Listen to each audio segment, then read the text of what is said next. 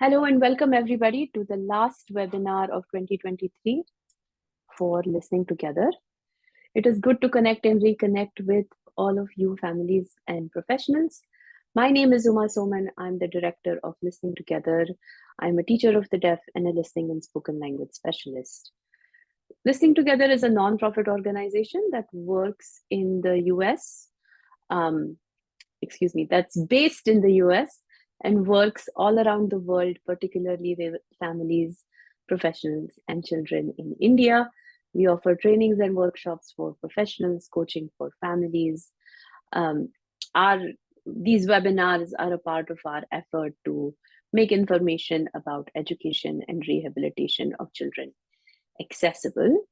So next, I want to hear very quickly from all of you.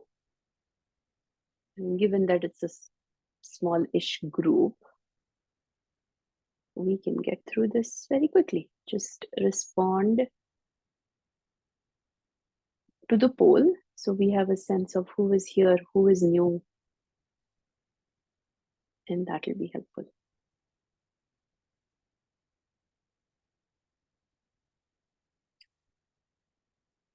If you are logging in and your name is something random like Zoom user, I would encourage you to please rename yourself.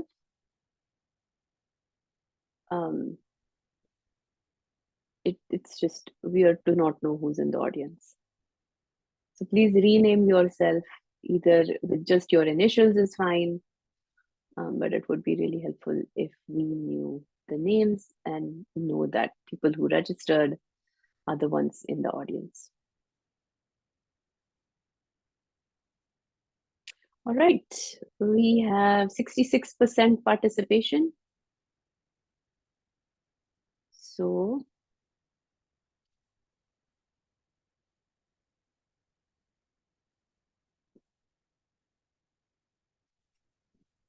I will wait a couple more minutes or a couple minutes, 1 minute.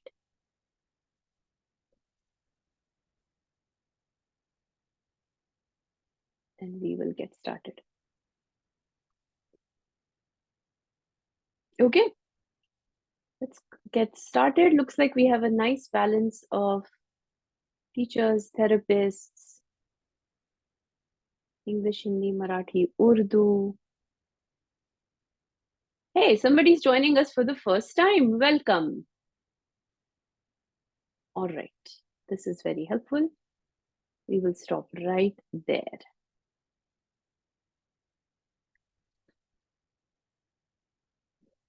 So one thing that is common to all of us, whether we are parents, whether we are professionals, whether we are working in schools or clinics or centers or whatever, is that we want children who are deaf or hard of hearing, who are wearing hearing aids or cochlear implants, to learn to listen and speak. Let me extend that definition just a little bit more and use the words of my former boss and say, our job is to meet children and families where they are, take them as far as they can go and as fast as they can go. If you're a parent, your job is to help your child reach their full potential. If you are a professional, your job is to help the child that you are working with, as well as the family, reach their full potential. And that is the mission here. Note that this doesn't say to have age appropriate language or have 100% language skills or anything like that. It's just about how far can the child go. So today our topic is to think about how parents can measure progress in listening, language, and reading, writing skills. I'm going to talk about that in the context of the LTL3 assessment protocol that has been developed. Everybody take a second and read this.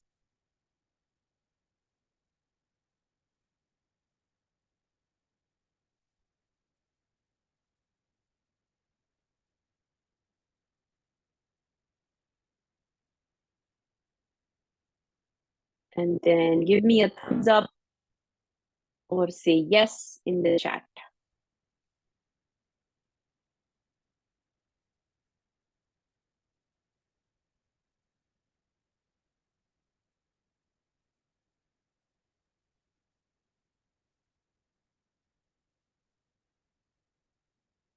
Okay, I'm seeing some thumbs ups.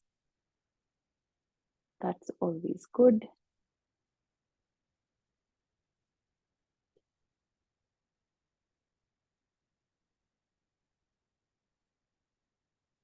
All right. Thanks to those who have responded. I'm sure I will see more as we go along. And you're going to see this slide many, many, many times. So hang on to it.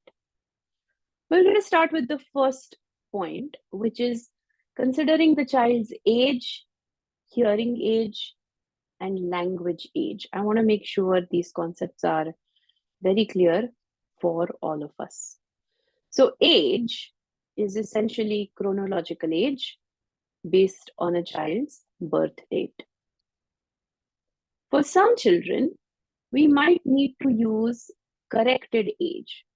So a child who was born at 7 months instead of 9 months, we might have to adjust the age and, -2 from its chronological age, 2 months, to think about development. Physical age is just how the child's physical development is happening. If this is a child with complex needs, then we might have to really think about what the physical age is. But for the purposes of today, what we really want to think about is hearing age. I'm going to read the definition as it is on the slide. Hearing age is the duration of listening experience.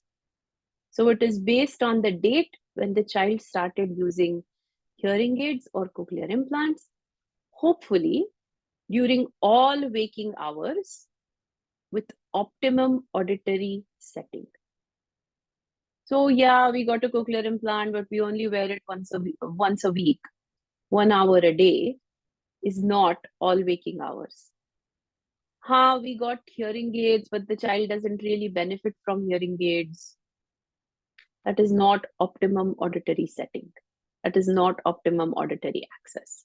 So for those children who do not wear their hearing technology during all waking hours, do not hear at the top of the speech banana, their thresholds are not at the top. So better than 2025 dB, or who have speech perception scores below 70% if you are lucky enough to have speech perception single word assessment.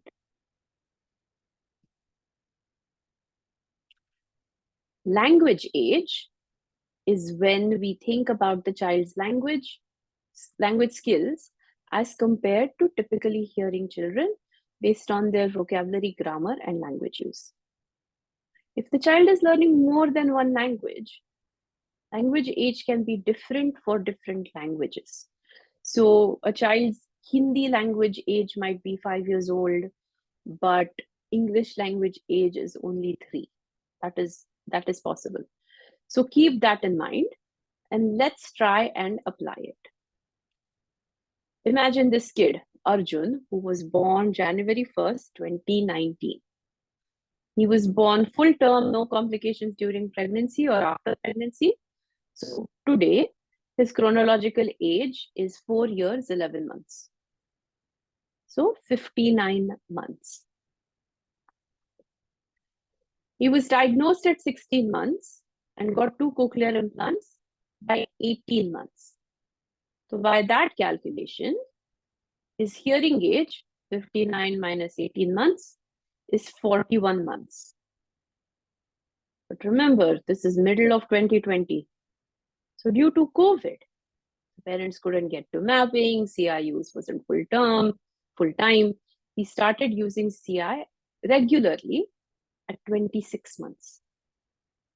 So 59 minus 26 is 33 months. Now the gap between chronological age and hearing age is 26 months. At this time, today, he is using 2-word utterances when prompted.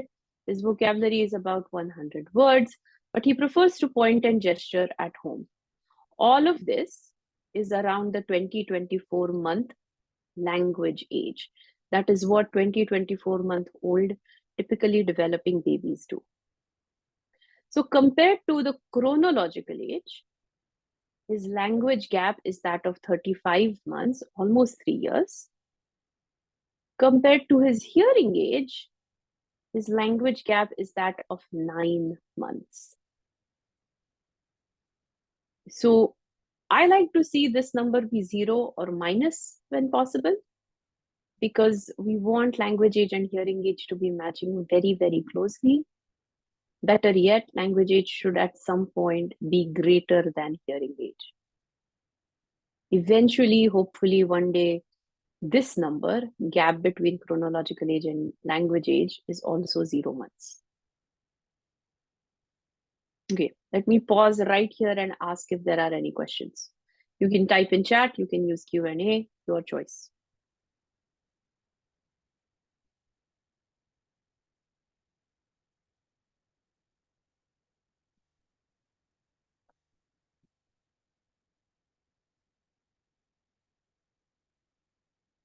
Okay, I'm going to continue. If you are typing a question, go ahead and keep typing. I will answer it when I see it. So that's point number 1, considering the child's age, hearing age, and language age. Let's talk about why we care about listening, language, and literacy skills. Those of you who are not new to listening together have seen this chart. Hearing loss impacts a variety of areas: listening, language, literacy, academics, social skills, self-advocacy, family engagement, as well as general communication. It is sort of a domino effect. If you can't hear, you can't talk. If you can't talk and know language, reading is really difficult, and so on. If you can't read, learning about science is going to be really challenging. If you can't talk and talk clearly, social skills are challenging. Self-advocacy, engagement, communication, as dominoes. So we want to address the most crucial, the early dominoes that fall, to make sure that the later dominoes don't fall. So we want to think about listening, language, literacy, as well as academic, social skills, and self-advocacy in that context. Okay. So we start by acknowledging that whether hearing loss is managed or unmanaged, it has a cascade effect. We start by acknowledging that helping children from birth through the school years is not done in isolation, it's done in parent-professional partnership.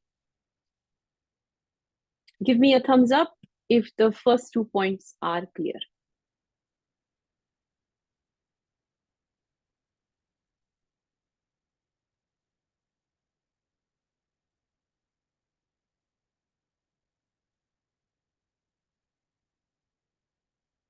Hello, there we go. I'm a little worried since I updated Zoom that it's, not updating quickly, but it is.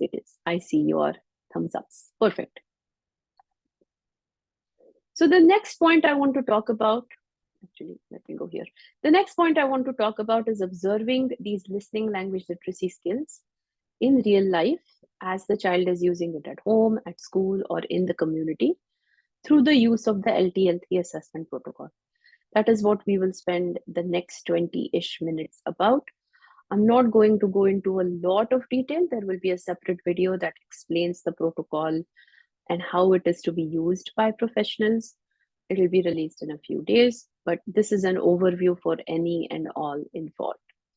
So the Listening Language Literacy LTL3 assessment protocol has been created by a group of professionals. Myself, Uma Soman, and Uma Medadadi, our board president, also a parent of a young adult who's a CI user. And 1, 2, 3, 4, 5, 6, 7, 8, 9, 10, 11, all 12 of us, 12 professionals together have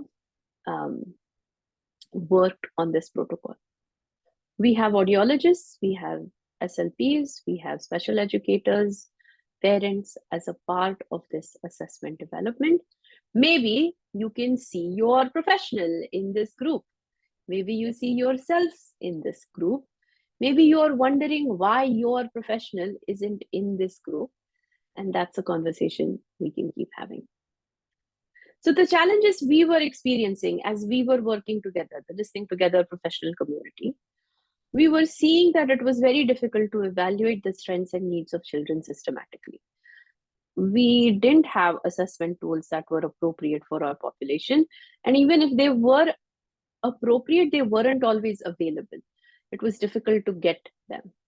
So it was difficult to determine the current level of functioning, what the child is currently doing.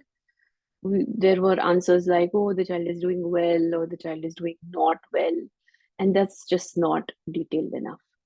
So, because we didn't have specific information, it was difficult to plan targeted interventions and difficult to monitor progress and trajectory, whether the child was keeping up, maintaining skills, catching up, improving skills, or moving up, making progress, but slowly. And thus came the Listening Language Literacy Assessment Protocol, the LTL3. We started in November with November, not 2023, 2022. That is my bad. November, December 2022 with a discussion of challenges. Then in January, February 2023, we reviewed the assessments that were available to us for listening, language, and literacy. And we thought about, are they applicable to the Indian context? What about the kids who use many different languages? Can we use them in any language? Can we use them with a variety of families? Rich, poor, literate, illiterate, in person, online.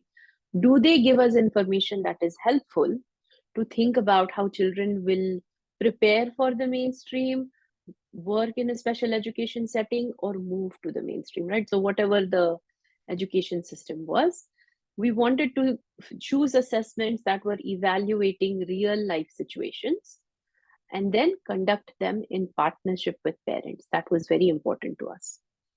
So March, April of this year, we finalized the protocol, which is what I'll share with you today.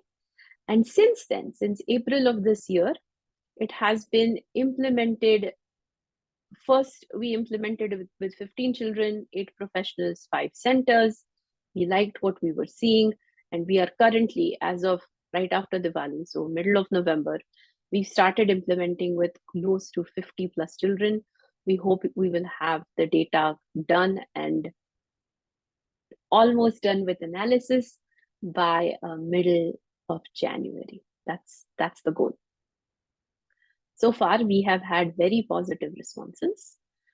We have parents who have said, oh, this is really helpful. Now I know the path, I know the syllabus.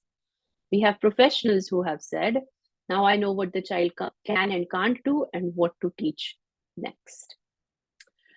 So let me start by talking a little bit about the listening assessment of the LTL3, Listening Language Literacy. We have 2 assessments, the Functional Listening Index Pediatrics from the Shepherd Center, which looks at listening skill development that should happen in 72 months, in the first 72 months of hearing age. Ideally, that 72 months is the same as the first 72 months, 6 years of chronological age.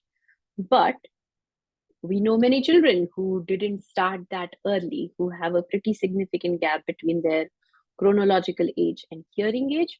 So the FLIP, the Functional Listening Index Pediatrics from the Shepherd Center, has been a really nice tool to track progress. The infant toddler meaningful auditory integration scale from Advanced Bionics is just a starter. If children are not ready for the FLIP, if families are not ready for the FLIP, we suggest you start with the infant toddler meaningful auditory integration scale, the ICMAIS. It's done in collaboration with parents and caregivers. There is functional real life use of listening skills is evaluated, and it helps parents see the syllabus. Auditory tracking is another assessment that we are recommending to be done every 6 months or every 25 to 30 sessions if you are in a special school situation. So the auditory sentence tracking is something I learned over 20 years ago at this point at the Clark School for the Deaf in Jacksonville, Florida. My boss, Susan Allen, was a big fan of making sure that teachers knew how many words in a sentence the child could hold in their auditory memory and repeat, because it has implications for what kind of language input you are going to give, what kind of imitation you are going to expect, what kind of language grammar errors you might see or not see. So it is very, very simple. You say a sentence without showing the child your face. Sorry, I was looking for my listening book. You say a sentence without showing the child your face, and the child repeats it. So, for example, a sentence might be, I see a dog. And the child is supposed to say, I see a dog. If the child says it, I'm going to mark it. Next sentence. Didi has a pretty new dress. And if the child says, Didi, new dress, and doesn't say has or pretty, then I'm going to mark it. And I'm going to say, 3 words. 3 words are pretty easy to repeat. We can go outside after it stops raining. And the child says, we can play outside before it raining. Now they've changed the after to before, thereby changing the meaning of the sentence. So there are 8 to 10 sentences that are just daily life sentences, increasing in complexity. The last one of that is, if we eat our food quickly, Mummy will let us watch TV. But that is this day-to-day life. We also want to know how children are doing in the school. So the auditory tracking sentences also are, there is a second set that is more academic vocabulary, that is more difficult vocabulary. So listen to this. Have you seen my protractor? The child is supposed to say, have you seen my protractor? If they don't know protractor, they're either going to say nothing, they're going to make something up, they're going to give you a funny look, something or another, or they're just going to mumble, have you seen my protractor? And it is always interesting to see how children do when they experience this task. It's not about do they have perfect auditory memory. It's about what do they do when they are receiving auditory information, auditory linguistic information. Are they filling in the gaps? Are they noticing when they are missing? Are they asking for clarification? And it goes all the way to bears hibernate during the colder months and emerge in the spring, which is a direct sentence from a science textbook. That functional assessment tells me a lot about what the child is doing in life, and I can start making some predictions, some inferences about what the child might be doing in the classroom in a mainstream or special education setting. For language, it's not just about how many words they have and what grammar structures they have. It's about how are they using language for requesting, protesting, questioning, narrating, explaining, describing, thinking. And how are they doing it in real world, not just on a test, not just show and tell at school. How are they doing it in the real world? So we have quite a few assessments. We hope that all children, all professionals have access to a regionally normed, standardized assessment. For example, the Maharashtra Speech Hearing Association has a normed language assessment for Marathi speaking children. I know people in the audience, I'm not saying names, people in the audience can provide more information about it.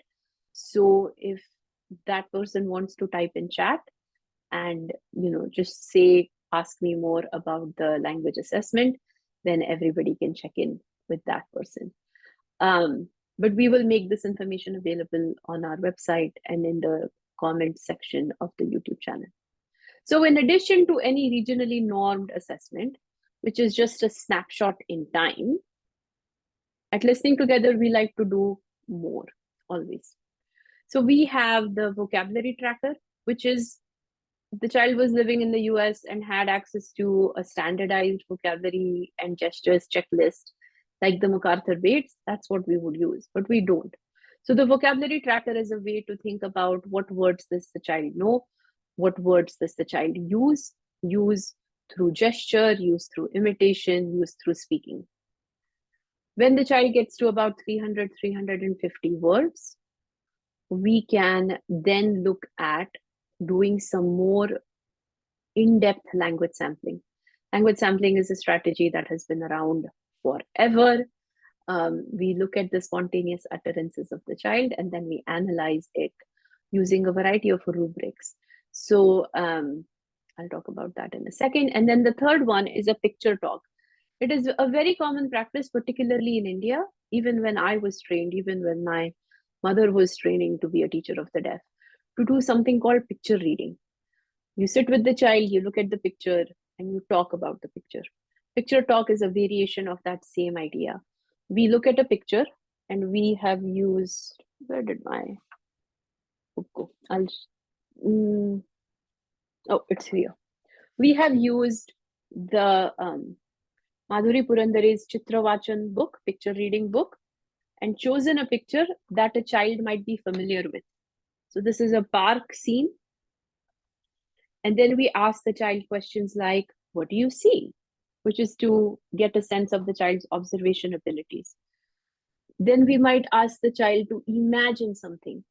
I see one boy whispering to another. What do you think they are talking about? You might see another picture of the dog here. I see the dog is jumping very high.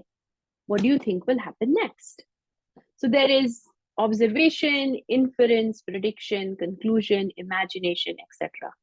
And what we want to do is use the same picture and the same questions every 3, 4, 6 months to see how performance is changing on that particular skill. I have done this for a very long time, at least since 2006. And I love the kind of rich data that I get.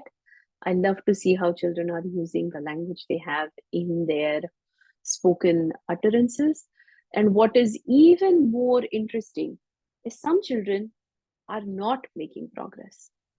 And that is a really good way to think about, what is going on? Why is the child not making progress in using language for comprehension thinking kinds of activities? So those are the three big ones in the LTL3. We have a couple different social language and pragmatics checklists based on the child's age that we pick and choose as needed to work and document the child's social language and their pragmatics. I think I've talked about all of this. Language sampling, again, many of you in the audience have heard about this. You can do a traditional sample, which is 50 utterances, 50 sentences the child said. You can do a modified one where you are writing down what the parent said as well as what the child said. Or you are administering the Hadley protocol, which is a 12-minute assessment looking at how children answer certain questions. It's like an interview form. It was developed by Dr. Pam Hadley in the 1980s to look at how children narrate, describe, provide instructions, talk about rules, do sequencing, and such. One of the questions in that protocol is, what is your favorite game to play? Can you tell me the rules of that game? And that is even kids who are doing well with good language struggle with those questions when we know that typically developing children don't. So that is a really cool tool that is available for free to anyone, can be administered in any language. The literacy assessment is again based on what I have done for many years when I worked in special schools. The Learning A to Z assessment is a paid assessment. It is a US based curriculum and syllabus, but is aligned with NCERT standards. Currently, we only have literacy assessment in English, but we are actively working to figure out how to do literacy assessments in regional languages. Do we use regional textbooks? How do we go about it? The Heggerty Phonemic Awareness Inventory assessment is easily downloadable from the Heggerty website. And it looks at how a child's phonemic awareness of the sounds of words, which is important for English spelling, is happening. So it might say, what is the first sound you hear in moon? Moon. What is the first sound? And you have to say, mm. It might say, can you change the word hat to cat? Sure. What sound will you change? Change the h to k. Can you change cat to can? What sound will you change? Change the last sound, t to n. These are skills that are important if children have to be skilled spellers. And then there is a spelling assessment. Words Their Way is another curriculum that I have loved for a very long time. And we are implementing all of these more focused, more specifically in the second go around with our 50 children of those who might be school age. So that is the LT-L3 protocol in like an overall overview. And we know that it addresses the challenges that have been really bothersome, right? This provides comprehensive evaluation of the child's functional performance, including in the domain of literacy, can be implemented in multiple languages in various settings. It is designed to focus on the gain made by the children rather than the gap. And parents are an integral part of this assessment and data collection, and thus we are seeing greater engagement and buy-in from them. So let's put all of this information together and think about the key points so far. We've considered the child's age, hearing age, and language age. We've considered the skills that we really need to be monitoring, and we've considered an assessment protocol that will help us monitor this. Let's see what we can do by monitoring regularly and implementing the protocol. Let's talk about a kid named Rahi, whose parents want her ready to mainstream. Let's say she comes to you. I'm not using real scores, but this is a real kid. This kid came in December of 2020 at the age of 4 years, 2 months, with a hearing age of 2 years, 9 months. At the baseline, when the child started, the child's listening age was 2 years, 2 months. So the gap between chronological age and listening skills is 2 years. Language age was 2 years. The gap between language age and chronological age, or language skills and chronological skills, is 2 years. And literacy assessment, we couldn't start. After a year of intervention and training, we do the assessment again. At 5 years, 2 months, this child's listening skills are around 3 years, 6 months, with the gap of 1 year, 8 months, but a gain of 1 year, 2 months, more than a year's progress in a year's time. Language skills, the child has gone from 2 years skills to 3 years, 6 months. There is still a gap, 1 year, 8 months, but there is still a gain of 1 year, 6 months progress in 1 year's time. We weren't able to assess literacy. We are able to now assess literacy, and the child is performing like a 4-year-old. Another year goes by, child gets older, the child makes progress. The gap is reducing because the child is making more than 12 months progress in 12 months time. This child's language skills have shot up, even though their listening skills are still, developing a little bit slowly. The reality is, if this child missed a lot of early years not listening, they might not be a fully auditory only child. They might be relying on lip reading. They might be relying on print cues. And that's just life. None of us are fully auditory. We all rely on some visual cues. So now the child is making more than a year's progress in a year's time. That's what I like to see. The gap is shrinking, the gain is increasing.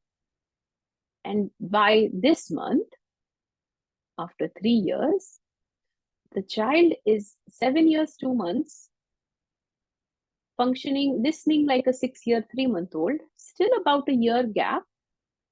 Language is pretty decent, only about a 6-month gap. And something happened here, huh? This year, child did not make enough progress in literacy. The second year was really good, and then this year we have made less than 12 months progress in 12 months. So that is something to worry about. If you are not a numbers person, which I am not, in this whole presentation, this is the slide that took the longest because I was doing addition, subtraction. Think about it this way. Chronological age is this line at the top. It's going to keep increasing. Hearing age is this line at the bottom. It's going to keep increasing. If there is 3 months, the processor was out for repair, child didn't hear anything, this line might change, but let's hope that never happens. Notice how the skills are below hearing age. That's a red flag. That says something isn't working. That says intervention isn't going well. But over time, we want those skills to be as close to hearing age, more than hearing age, and almost touching chronological age as possible. You might look at me and say, oh, how are we going to make more than a year's progress in a year's time? It's not impossible. Think about the goals that are being set. Are those appropriate? Are those listening, language, and literacy goals that are going to move us forward? I work with parents and they said, oh, we need to work on reading. The child is 4. And I said, sure, but there is no reading until we have more language. If you want the child to go to school and tell the teacher 5 words that start with B, they need to be able to hear B, B, say B, B, and be able to know at least 5 words: bubble, baby, books, banana. One more, balloon. If you don't have the listening language pieces in place, you cannot have the literacy pieces. So think about the goals that are being set, either by you as the professional, or if you are a parent in the audience, think about the goals your professional is setting with you, right? Hopefully with you in partnership, not just I sat in my office today and created some goals. Because always the parent is the expert on the child, the professional is hopefully an expert in listening and spoken language development. Once the goals are set, think about how they are being implemented. Think about the density of goals. If the child goes to 1 session a week with the therapist, did we work on one goal 3 times? Or did the child have 10 opportunities to practice using and? Did the child have 20 opportunities to practice saying sir in the final position? Did the child have 11 opportunities to listen in noise because the therapist or the teacher set it up so that they had those opportunities? Think about the density of goals and practice. This is an area that is a work in progress for many, including me. I have to be very mindful of how many times a child gets to practice something in a 50-minute session. Think about the frequency of sessions. How many times does the child attend? If the child is attending sessions once a week, and then, sometimes instead of going 4 times a month, the family only ends up coming 3 times a month, and there is minimal follow-up, minimal carryover, I don't even expect a year's progress in a year's time. Forget more than a year's progress in a year's time. So the frequency, the duration and intensity of sessions matters. There are some nice research papers about it that came out of the MOOC Center by Betsy Brooks and her colleagues, if anybody's interested in looking that up. And then think about the opportunities for practice outside the sessions in classrooms. Sure, they might be doing well in the session. They might have achieved the goal in the session, but what next? Where will they go next? How will they use it in real life functional use? That is the skill. If this seems interesting, if this is something you want to learn more about, let us know in the feedback so that we can plan some courses, some workshops that are very specific about how do you make your lesson plans so that we can close the gap. So once again, coming back to the key points, when thinking about progress monitoring and how parents can be engaged in this, parents and professionals have to have a very clear understanding of the child's hearing age, language age, in context of their chronological age. Eventually, you might have to think about grade level, what standard is the child in, what kind of reading skills the child needs, etc. Parents and professionals have to monitor development of listening, language, and literacy skills by engaging in a thoughtful assessment protocol. The assessment protocol we have designed includes the parents. Parents are the ones doing the vocabulary tracking. Parents are the ones who are practicing picture talks and engaging the child in read alouds, taking data on a day-to-day basis so that when we do a quote unquote big unit test, a big assessment at the 6-month mark, these are skills the child has had practice in. These are skills that we've collected, informal data or small units of data over time that we can then really assess how they're doing. And maybe I, as the teacher, know how the child is doing in the school. I have no idea how the child is doing at home or in the community. Without parents as the data source, just the professional doing this is only part of it. If you are a parent in the audience, make sure you are telling your professional what the child is doing at home. That is so important. If you are a professional, make sure you're asking the parent how a certain skill or how a child functions in a particular situation at home or in the society. And hopefully, when you do this periodically, you will have a graph. You will have a graph of growth that will make sure, where we can make sure and monitor that the child is catching up to their typically developing peers. So I will bring you back to what we started with. Our job is to meet children and families where they are and take them as far as they can go, as fast as they can go, with very focused attention on the gain across the domains. We can make this happen. Every child deserves to achieve their full potential, and with this approach, we can make it happen. So if this seems interesting, please let us know on the feedback form. Please let us know if you as the professional would like training for the LTL3 protocol. If you are a parent who thinks your professional that you work with might be interested in this, please let us know, and we will be so excited to work with them. All of this can be done on the feedback form. So let us know. If you have questions or comments, please type them in the chat or the Q&A. Send me an email. You all know how to get in touch with me, and I will be happy